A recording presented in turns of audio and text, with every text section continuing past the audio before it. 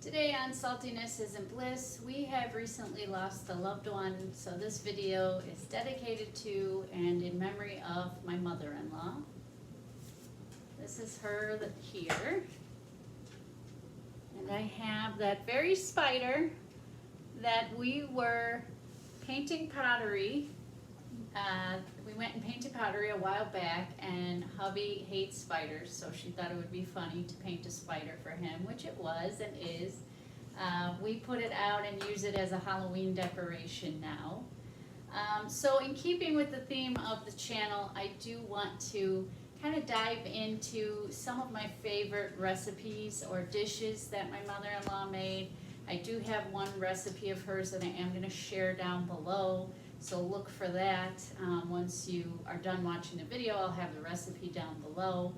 And some of the things that she had gifted me over the years that are food related and recipe related and all the good things. So cookbooks. She had given me this spiral little cookbook.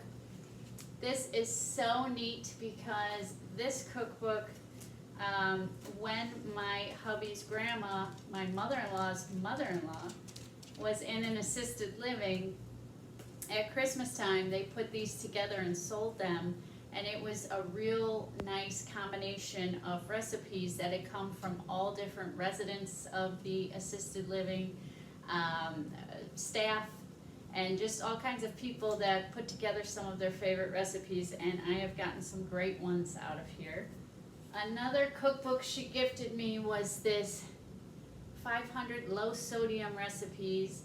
I haven't had a chance to really dive into this one yet. I do have a lot of recipes marked that I want to try, but just haven't really utilized it too much yet, but loved the idea of this. Didn't know that this existed at the time that she gifted it to me, and it is pretty thick. It's got a lot of recipes in it.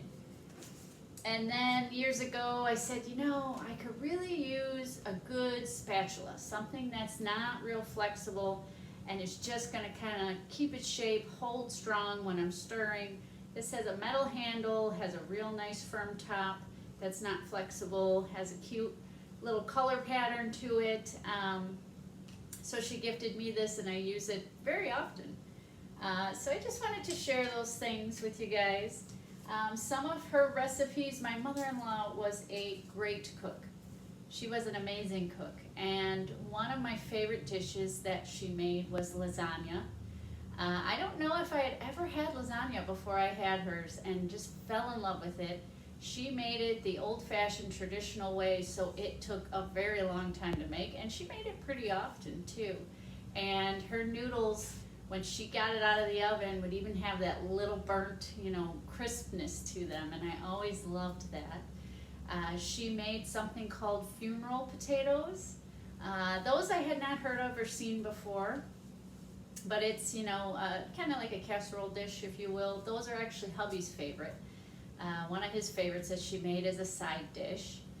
And she did a great mashed potatoes and gravy, which has always been one of my favorite sides. I grew up where everybody hand mixed with an electric mixer the potatoes and made them really creamy and did jarred gravy. My mother-in-law actually mashed the potatoes by hand, and she did homemade gravy with the drippings in the pan. And so I had actually never had it that way and just loved it. It was so much tastier. I grew up with really tasty mashed potatoes, and hers were even tastier than that. So the recipe I'm going to share below with you is called beer pancakes. That was her recipe. She used to make them quite often in the mornings on weekends.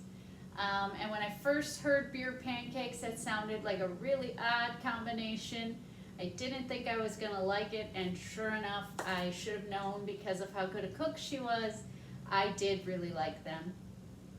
She hadn't made them in quite some time, but I have really fond memories of her in the kitchen just whipping up a batch of those first thing in the morning while everybody sat around the table. So I just wanted to share those fond memories and tie in the cooking and the recipes and the dishes and the cookbooks with you guys. If you have any fond family memories in the kitchen, a favorite dish, a favorite recipe, meal, something that really honors your loved one who may or may not have passed, or your family legacy, lives on through that recipe or that dish or that memory, feel free to share down below. Thanks so much for watching. See you next time.